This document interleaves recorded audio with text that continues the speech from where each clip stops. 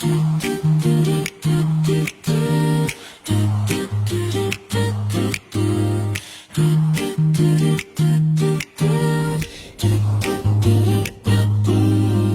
ganun kapag ang pupuntahan ay party mabilis pa sa alas 4 kung ikaw ay makarating?